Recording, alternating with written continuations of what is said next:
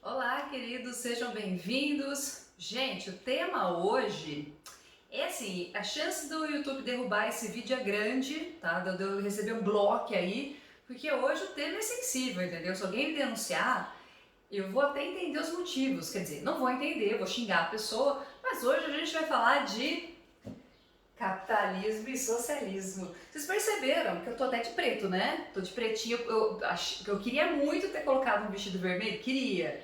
Eu falei, não, Camila, não põe, isso vai dar mais treta ainda, tá bom? Você já tá sendo chamada aí de doutrinadora sem nem ter feito nada ainda. Ele é um comunista. Imagina você põe um vestido vermelhão, aí o negócio pega fogo. Eu pus um pretinho básico, tá bom? Vou tentar não ser tendenciosa, tá? Com certeza darei minha opinião no final da aula. Mas, enfim, sejam bem-vindos à nossa aula sobre capitalismo e socialismo. É importante a gente fazer essa introdução, porque depois a gente entra em Guerra Fria. E é importante a gente entender, gente, já que a gente falou na outra aula sobre geografia política, grande parte das ações da geografia política, quer dizer, como as relações entre os países se desenvolvem, está relacionado com esses aspectos econômicos, ideológicos, políticos, né? Então, por isso que a gente tem que compreender o capitalismo e o socialismo e suas diferenças, tá bom? Vejam bem, vou começar por capitalismo, ó, vou deixar aqui, coloquei até mãos para mim, ó, tá na minha direita, Aqui a gente capitalismo, e aqui é uma coisa que a gente tem que ressaltar, tá bom? Porque sempre quando a gente fala em doutrina, sempre aliam doutrina a socialismo, e isso não é sempre verdade. Porque o capitalismo também tem sua doutrina, ou seja, o capitalismo também tem seu conjunto de ideias rígidas ali, como se fosse um núcleo duro de pensamento, e isso que dá embasamento, mesmo da força ao sistema capitalista, tá? Qual que é a doutrina do sistema capitalista? Primeiro, você tem as propriedades privadas de meios de produção, bens de produção e bens de consumo. Qual que é a diferença? Gente, meios de produção e bens de produção é aquilo que é usado para se produzir, como o nome mesmo está dizendo. Então esses dois aqui vai estar relacionado, deixa eu pegar uma caneta, esses dois estão relacionados com tudo a coisa da produção. Então, seja a força de trabalho, né? A pessoa compra a força de trabalho, a pessoa é dona do barracão da empresa, a pessoa é dona daquilo que é necessário para se produzir, tipo água, recursos, né, matéria-prima, enfim, todo o maquinário. Quando a gente fala desses meios de produção, é a forma de fato de se produzir. Quem geralmente é dono desses meios de produção aqui, ó, essa pessoa de fato é a burguesa, tá? Essa aqui é a burguesia. Quem é dono dos meios de produção são os burgueses, os verdadeiros capitalistas. Bando de burguês safado! Não tá aqui, mas a gente pode dizer também que além desses meios de produção, né, de produzir realmente, entra aqui também questões relacionadas com serviço, logística, questões financeiras, né, tipo banco, bolsa de valores, tá? Então tudo acaba entrando aqui. Bens de consumo é aquilo que nós, pessoas normais, consumimos. Então quando vocês compram um carro, é de vocês, se vocês compram uma propriedade, né, uma terra, um terreno, pertence a vocês, você compra um livro, às vezes a gente empresta, não vê mais de volta, mas pertence a vocês teoricamente. Então quando a gente fala dos bens de consumo, é aquilo que a gente compra e pertence a gente, tá? Então é interessante a gente perceber que quem é dono disso aqui que são os verdadeiros ricos, tá? Porque na verdade a classe média brasileira se acha rica, mas ela não é rica, né, gente? Ela não é rica, porque na verdade ela não é dona dos meios de produção. A única coisa que ela faz é vender a sua força de trabalho. Gente, se vocês vendem a força de trabalho de vocês, se vocês são médicos, engenheiros, mecânico, pedreiro, professor, não importa. Vendeu sua força de trabalho, filhinho, você não é rico, você não é burguês. Você é o quê? Proletariado. Perceba que é até errado as pessoas ficarem me chamando de burguesa. Olha como é errado as pessoas ficarem me chamando de burguesa. Porque, gente, a única coisa que eu sou dona é da minha força de trabalho. É só isso que eu vendo, não tem outra coisa. Então, infelizmente, pra mim, pro meu bebê, viu, filho? Sinto te falar, mas mamãe é proletariada também, tá bom? Como a maior parte de vocês também, sinto muito. Gente, os pilares do capitalismo, quer dizer, o que está ali fazendo o capitalismo, né, sobreviver por tantos e tantos séculos, e provavelmente é ele que vai se sobrepor ainda por muitos séculos. Primeiro, propriedade privada, então eu comprei, é meu, acabou. Comprei negócio negócio é meu. Se eu comprei essa caneta, ela é minha. Às vezes vem meu marido e rouba minhas coisas, mas é meu, entendeu? Porque, tipo, eu comprei, tá bom? Então você comprou um negócio, é seu. Classes sociais. Gente, o sistema capitalista, veja bem, você tem um grupo de pessoas que são os donos dos meios de produção e dos bens de produção. Maravilha. E você tem um outro grupo que vende sua força de trabalho. Se todo mundo for dono do meio de produção, não tem ninguém para vender o seu trabalho. Se não tem ninguém para vender seu trabalho, não tem quem trabalhe nas empresas. Se não tem quem trabalhe, não tem como produzir. Vocês entendem? Quer dizer, para a gente ter o sistema capitalista, é necessário que você tenha divisão de classes. Para que você consiga ter um sistema de produção, você precisa ter gente que é dona do meio de produção e você precisa ter também pessoas que vendem apenas a sua força de trabalho. Se todo mundo é dono, ninguém vai querer vender força de trabalho, então aí não vai ter produção. Se todo mundo só vende força de trabalho, quer dizer, se ninguém é dono dos meios de produção, a mesma coisa também não se produz nada. Então, para ter a continuidade do sistema capitalista, é essencial que a gente tenha a divisão de classes, tá? Então, gente, quer dizer, olha só, que eu quero que vocês entendam, no sistema capitalista, para ele funcionar, para ele ser ali da forma como ele precisa de ter pessoas ricas poucas e você precisa ter uma grande quantidade de pobres, proletariados. Porque são essas pessoas que de fato vão produzir as coisas que os ricos se beneficiam vendendo, ganhando de fato alguma coisa com esses produtos que são produzidos pelos trabalhadores, tá? Então entendam que no sistema capitalista você nunca vai deixar de ter pessoas mais pobres, você nunca vai deixar de ter classes sociais diferentes, porque a base do sistema capitalista é justamente essa, tá? Você precisa ter um grupo pequeno do dono dos meios de produção e uma grande maioria ali donas apenas da sua força de trabalho, tá? Então sim, a gente vai ter sempre pessoas pobres e pessoas ricas. E isso a gente pode extrapolar também para países, tá, gente? Se você só tem países ricos, por exemplo, se é todo mundo rico, todo mundo tem um poder, tanto econômico quanto político, quem que a gente vai explorar para ficar rico de verdade? Vocês entendem? Que a riqueza daquelas pessoas que são realmente ricas, ela só existe porque tem a exploração de alguém, de um trabalhador, de um grupo, de uma classe social, ou até mesmo extrapolando de países, tá, gente? Ó, um exemplo muito simples, muito básico, para a gente ter atualmente nosso nível de consumo lá em cima, porque o capitalismo exige que a gente consuma cada vez mais, porque quanto mais consumo, mais venda e mais pessoas enriquecendo, né? Então isso é meio óbvio. Para você ter esse nível de consumo lá em cima, muitas empresas transferiram as suas grandes transnacionais lá para a China. Porque na China você consegue ter uma manipulação do trabalhador em um nível incrível e aí você consegue explorar ao máximo esse grupo de pessoas e aí ter um lucro muito maior do que se você fosse para outras pessoas, para outros lugares. Então vejam que é necessário a exploração, é necessário você ter essa diferenciação para ter rico e pobre para conseguir que alguns ricos de fato enriqueçam. Conseguiram perceber, gente? Que dificilmente esse sistema vai se modificar? Porque essa é a base dele, ele não muda, ele vai ser sempre assim, tá? Então eu sinto muito quem todo mundo aí fala, eu sou rico, não é rico, desculpa, tá bom? Talvez até tenha aí na sala alguém, mas acho difícil, tá bom? E nós temos que ter concentração de renda, ou seja, algumas pessoas vão ser rico, tá? Não é riquinho, não é um dinheirinho guardado ali, não é uma casinha popular, às vezes até uma casa boa, um condomínio, carro zero, eu sinto muito, isso não é riqueza, tá bom?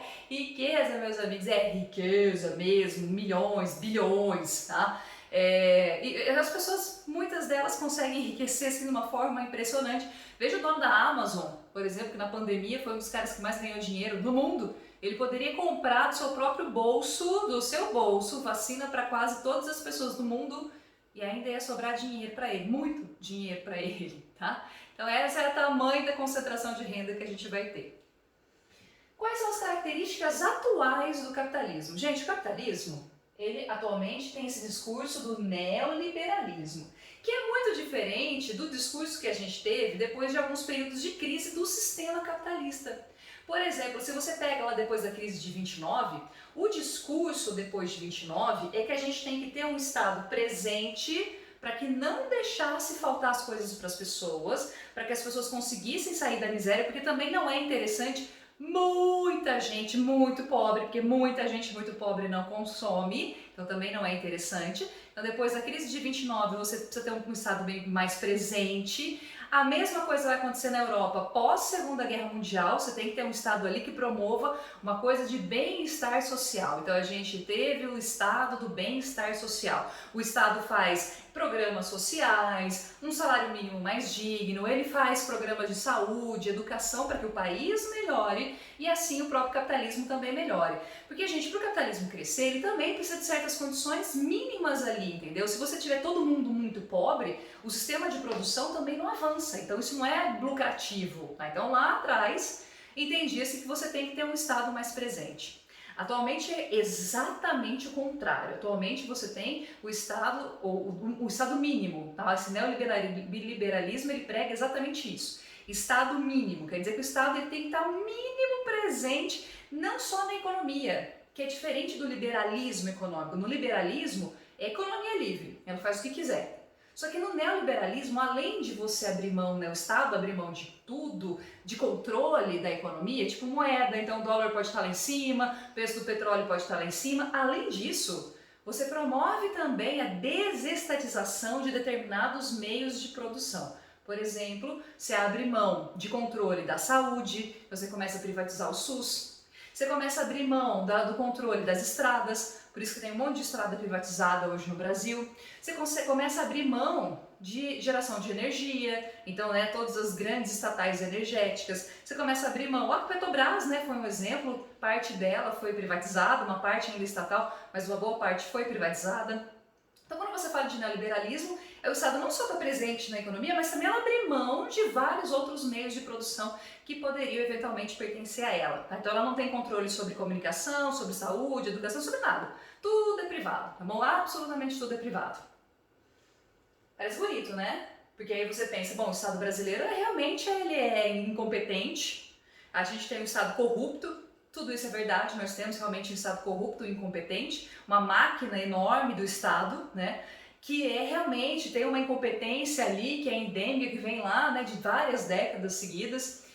Mas ao mesmo tempo, gente, pensem bem, se a gente tiver tudo absolutamente privado, todas as pessoas vão ter, condições de consumir essas coisas que são todas privadas? Se, por exemplo, não tiver mais o SUS, se a gente não tiver mais o Sistema Único de Saúde, principalmente agora, nesse período de pandemia, tá? Então aí todo mundo teria que pagar, por exemplo, para se tratar. Seria muito parecido com os Estados Unidos. Muitas pessoas não vão aos hospitais, só vão ao hospital quando ela está realmente muito mal de saúde, porque se ela vai no hospital e ela não tem um plano de saúde, que geralmente não é barato, ela não vai conseguir pagar. A conta que ela vem do hospital ali é gigantesca. Tanto é que muitas pessoas atualmente estão lá nos Estados Unidos endividadas, porque lá você não tem um sistema único de saúde. Porque lá tudo é privado quando se trata de saúde. Aqui no Brasil, como a gente tem o SUS, as pessoas ali, você tem até inclusive um índice de sobrevivência alto do coronavírus, justamente porque tem o SUS e as pessoas conseguem se tratar de graça, tá?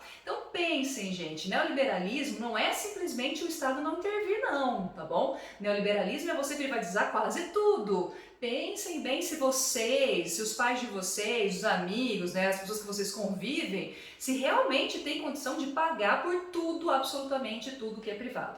Só um detalhe também que eu acho que sempre gosto de ressaltar é que vocês estudam no Cotil. Tá? O Cotil é uma escola pública, uma das melhores que a gente tem, por incrível que pareça, assim, apesar da gente ter um sistema público de saúde, sistema de educação público no Brasil ruim, mas o Cotil é excelente, faz parte de uma das melhores universidades da América, tá? Que é a Unicamp, e é de graça. Ainda que vocês tenham pago talvez uma coisa ou outra, não sei se vocês chegaram a pagar, mas não é uma mensalidade. São coisas pequenas que vocês pagaram e eu queria que vocês pensassem se realmente o ensino do Cotil, se fosse privado, se vocês teriam condições de pagar, tá bom? Pensem nisso. E aí, antes de ser tão a favor assim do neoliberalismo, pensem então onde vocês estudam, tá certo? Pense, põe a mãozinha na consciência e fala, mas eu estou estudando aqui na escola pública, né? Então tá bom, tá? Então veja o que significa neoliberalismo antes de ficar falando besteira por aí. Outra coisa que o neoliberalismo prega, o capitalismo, aliás, né? Ele vai pregar é o individualismo, quer dizer, as pessoas são pessoas individuais. Quer dizer que você consegue vencer na vida ou não por você mesmo.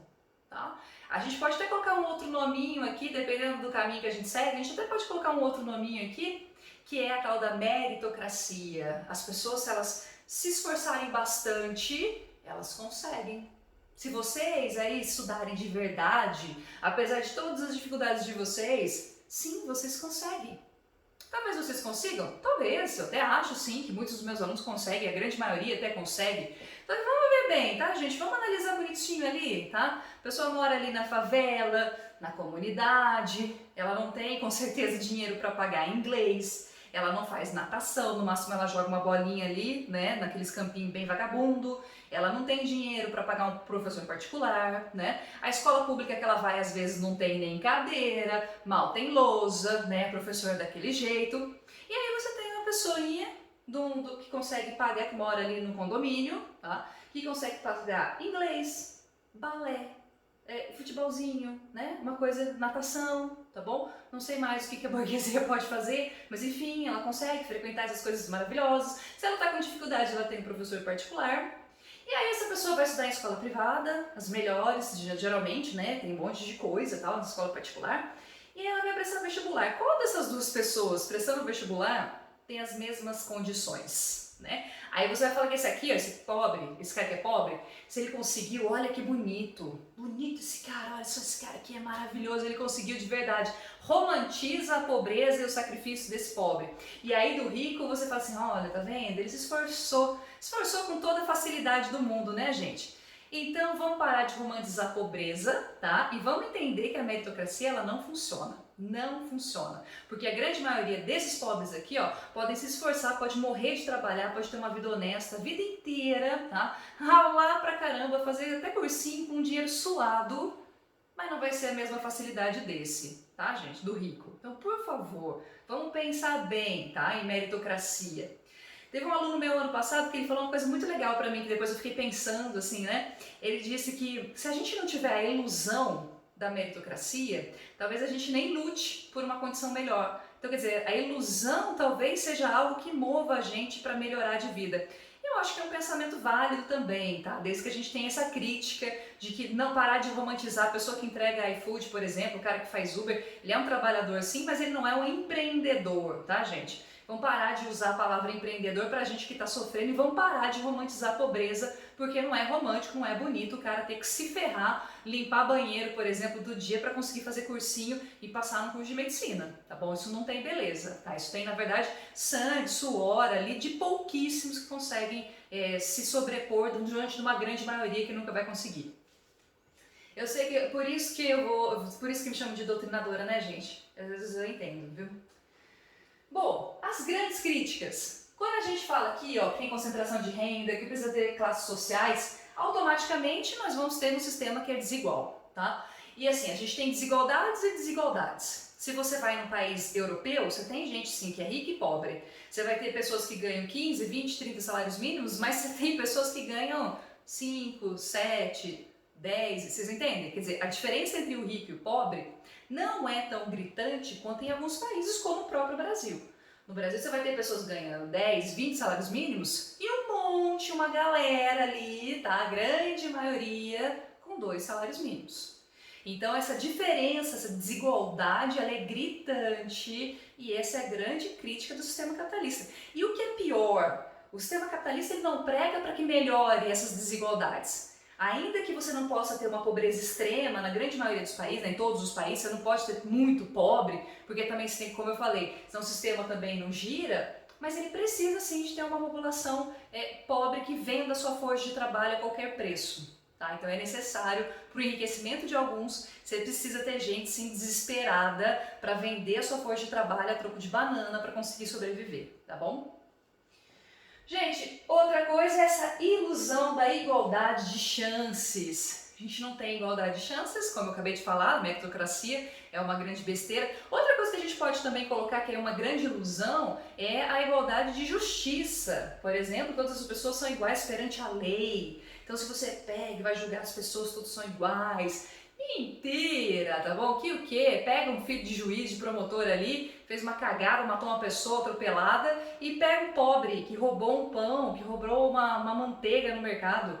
Gente, justiça não é igual para todos, tá? Infelizmente. E aí a gente pode ir além, tá bom? É uma diferença gritante entre a justiça do rico e do pobre, e eu posso falar que é mais distante ainda se eu falar do branco e do preto, tá bom? A gente teve uma reportagem esses dias, se não me engano foi do Fantástico, que mostrou como que você tem um catálogo de pessoas suspeitas nas delegacias do Rio de Janeiro, acho que era do Rio, não sei se era São Paulo também, e aí se você pega esse catálogo, geralmente tem quem? Preto e pobre, tá? O catálogo é isso, preto e pobre. E aí o cara, ele provou que ele é inocente, ele provou que ele não estava no crime, ele provou que tem todo um álibi totalmente comprovado, e mesmo assim ele é preso. Porque tá lá, alguém reconheceu uma foto horrível que foi tirada há muitos anos atrás, e que parecido, né? Parecido, porque as fotos são mal feitas.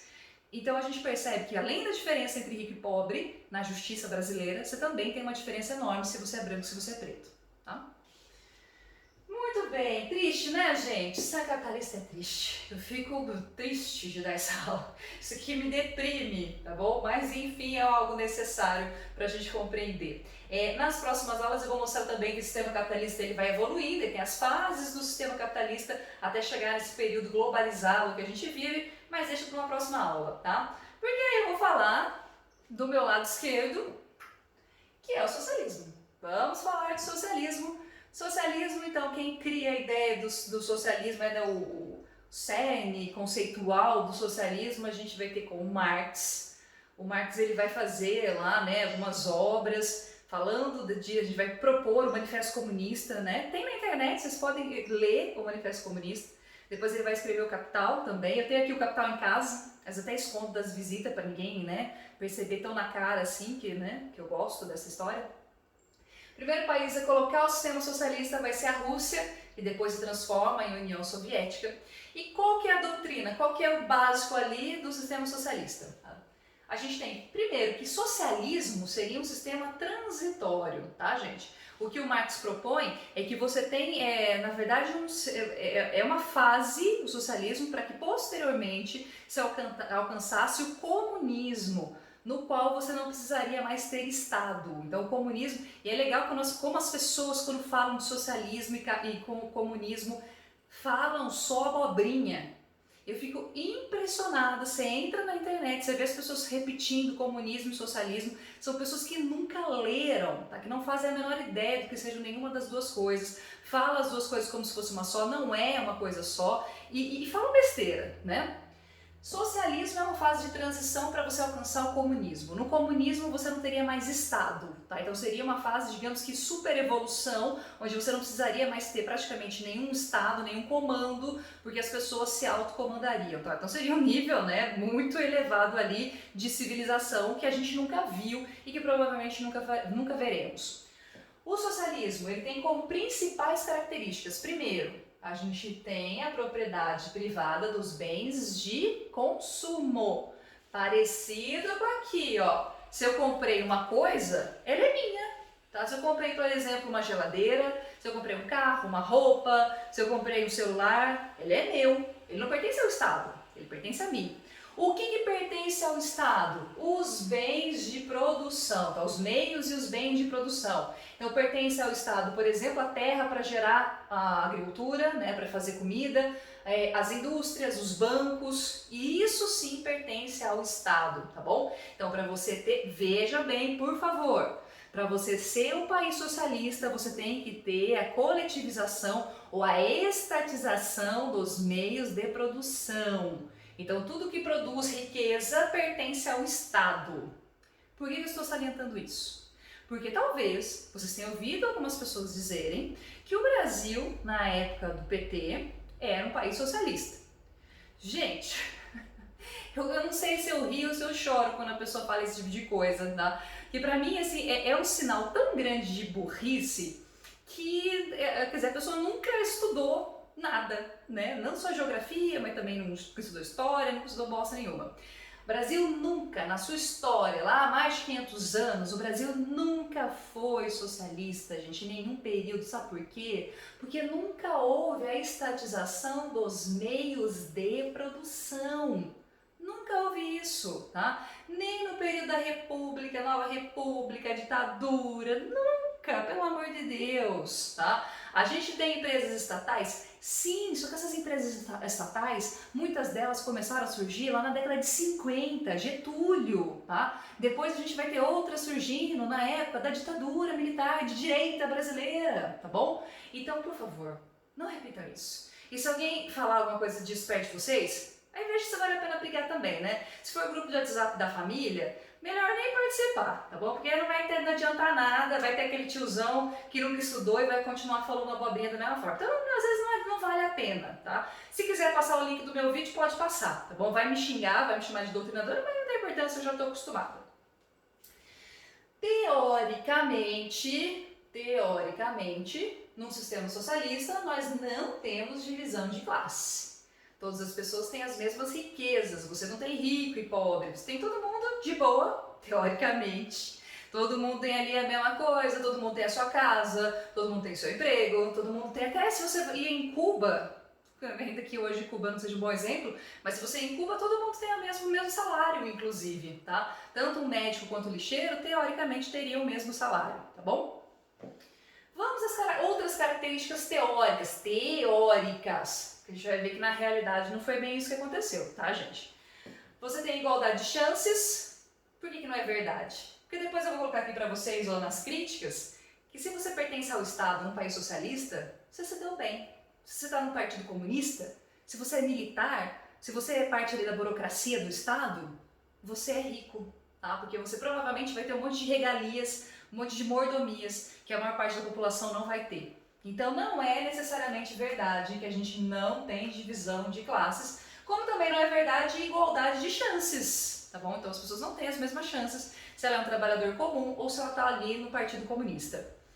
Liberdade individual, gente, não existe. Tá? A gente vai ver que todos os países que viraram países socialistas, né? E aí você tem a Rússia, que depois é a União Soviética, você tem a China, Coreia do Norte, Cuba, Vietnã, posteriormente. Esses países, todos eles passaram por ditadura. Se você está numa ditadura, seja ela de direita ou seja ela de esquerda, automaticamente você não pode ser livre nas suas expressões, você não pode falar o que quer, vestir o que quer, participar de manifestações, tá? E aliás, cabe aqui a gente fazer um comentário, não é mesmo?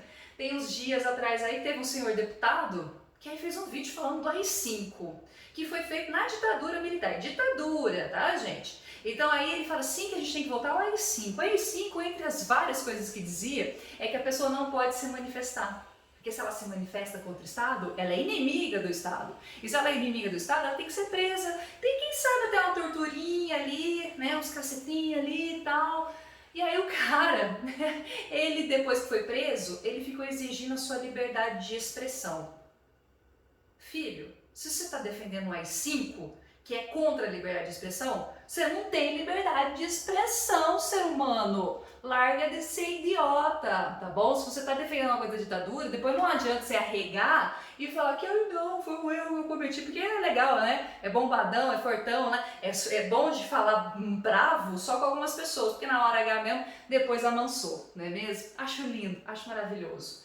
Num sistema socialista não tem liberdade individual, tá? Você não pode expor suas ideias. Duvido você ir lá na Coreia do Norte, por exemplo, falar que o Kim Jong-un é feio na cara dele. Você não vai falar isso.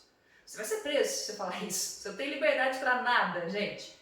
E também não há igualdade, tá? E quando eu falo igualdade, a igualdade está em outros sentidos, como por exemplo, igualdade de gênero, igualdade de raça, tá? Se eu pegasse a União Soviética, por exemplo, lá ainda na Segunda Guerra Mundial, eles também não gostavam de judeus, por exemplo. Então você não tem igualdade de várias coisas aqui quando você pega sistemas socialistas, tá? Eles são países realmente complicados de você lidar com uma série de coisas.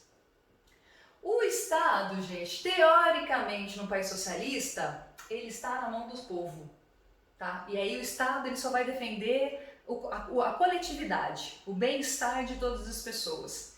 É triste, gente, porque quando você vai estudar os países socialistas, nenhum deles de fato fizeram isso, tá? A própria União Soviética, por exemplo, de novo, o Estado ele tinha uma série de regalias, mordomias, que a maior parte da população não tinha. Se eu pegar a própria Coreia do Norte, até alguns anos atrás, hoje menos, mas até alguns anos atrás, tinha uma população extremamente miserável, tá? E tem até uma foto da Coreia do Norte, por exemplo, que se ela com imagem de satélite dela durante a noite, parece que não existe. porque quase ninguém ali tem rede de energia, por exemplo, né? Então você tem realmente um país empobrecido. Então você percebe que o Estado não é exatamente para o bem-estar do povo, tá? E sim o bem-estar dele mesmo e dos seus próprios interesses. Quais são as críticas? As críticas são que, na verdade, é o Estado que é realmente dono dos meios de produção, não é o povo. Então as coisas não são feitas para o povo, e sim para os interesses do Estado, do que ele acha que é o interesse dele, que nem sempre é o bem-estar das pessoas. Você tem pouca participação do povo, porque no país socialista, gente, praticamente todos eles, você tem ditadura, como eu falei para vocês. Se vocês têm ditadura, você não tem democracia, então as pessoas elas não podem eleger, por exemplo, seus representantes. Quase todos os países socialistas, se não todos eles, têm apenas um único partido, né? Ele é unipartidário, só tem o Partido Comunista, e esse Partido Comunista é ele que vai se beneficiar de todas as coisas boas que qualquer outra coisa pode ter, né? Qualquer outra pessoa dentro ali do país pode ter, tá bom? Você tem uma doutrinação, você pega, por exemplo, na China, a gente teve a Revolução Cultural, que foi uma forma muito forte de doutrinação. E é interessante que se você pegar nos países socialistas de hoje, né, principalmente Coreia do Norte e China, e aí você pedir para eles fazerem críticas ao Estado, muitos deles vão ter dificuldade de criticar o Estado. Eles não criticam, não só porque tem medo da censura, mas também porque na cabeça deles o Estado é bom. Por quê? Porque desde criancinha é aquela coisa de cantar hino, de obedecer, de enaltecer as figuras públicas, né, os grandes líderes. Então você tem lá o Mao Tse Tung lá na China, você tem lá toda a família do Kim Jong-un lá na Coreia do Norte. Então se enaltece esses grandes símbolos e é realmente a população, gente, é verdadeiramente doutrinada. E aí é bacana, né, quando eu falo que eu doutrino, vocês não têm ideia do que é um país socialista nessa coisa, nesse quesito aí de doutrinação.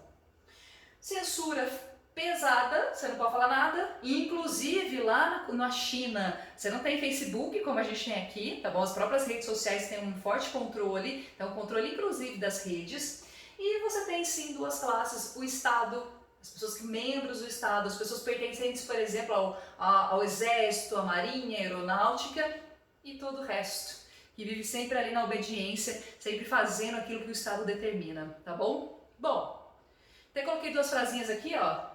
No capitalismo você tem um homem que é livre, mas ele não é nada cooperativo, porque geralmente no sistema capitalista o que vai reinar é o individualismo, é esse pensamento de que eu sou eu, o resto que se exploda, eu quero ganhar dinheiro, não vou ajudar mesmo, entendeu? É cada um por si, Jesus por todos. Já no sistema socialista a gente tem homens cooperativos que desde crianças são doutrinados a fazer as coisas pela coletividade, pelo Estado, né? O Estado como sendo a coisa mais importante, porém não são autônomos porque sofrem toda essa doutrinação desde pequenininhos. O que a gente tira disso tudo? Que os dois são uma bosta. Gente, os dois tipos de sistemas são terríveis, tá? Não tem... E é engraçado que as pessoas acham que a gente defende uma coisa ou outra, eu vou defender, por exemplo, o que era a União Soviética, o que é a China. Não vou, tá bom? Mas eu também não posso falar que capitalismo é excelente, porque o capitalismo ele prega exatamente desigualdade entre as pessoas e essa é a base dele, que tem que ter gente rica e tem que ter gente pobre. Qual que é o caminho? O caminho é que a gente provavelmente vai continuar nisso, gente, tá? Esse sistema aqui, ele se provou muito problemático, ainda que a gente tenha a China crescendo e dominando ali muita coisa, você não tem outros países virando socialista e nem perto disso, tá? O que a gente tem sim é isso que vai dominar o mundo globalizado, só que a gente tem que lutar para que isso seja uma coisa muito mais, talvez, solidária. Eu acho que tem que começar a quebrar primeiro o individualismo e aí talvez a gente consiga fazer um tipo de capitalismo que seja um pouco mais sustentável em todos os sentidos e um pouco menos agressivo ou cruel com as pessoas. É possível? Não sei, meus amores, não sei. Eu sei que a gente tem que lutar, né? Eu sei que a gente não pode sentar a bunda e achar que tá tudo ótimo e não fazer crítica e não perceber o que tá acontecendo, tá? Achar que isso aqui tá tudo ótimo e que a gente que o Brasil já foi isso aqui. Nunca. Então, cabe a gente fazer a crítica e cabe a gente tentar fazer uma coisa melhor, tá bom? Se a gente vai conseguir, não sei. Mas não basta a gente ficar só, né, quietinho ali, aprendendo e achando que tá tudo ótimo, tá bom? Aula pesada, né? Desculpa, gente, foi mal, tá bom? Peço desculpas de verdade pra vocês. Mas é a vida, tá? A realidade é essa. Gente, espero que vocês tenham gostado. Tô esperando depois ali a gente comentar sobre isso. Deixe seus comentários aí no YouTube ou no Classroom, tá bom? Se não concordou, pode falar. Se concordou, também pode falar. Se gostou, se não gostou. E aí a gente conversa a gente vai fazer um meet aí pra gente conversar melhor sobre isso, tá bom? Beijo pra vocês. Boa semana pra vocês, boas aulas e a gente se vê, tá bom? Tchau, tchau.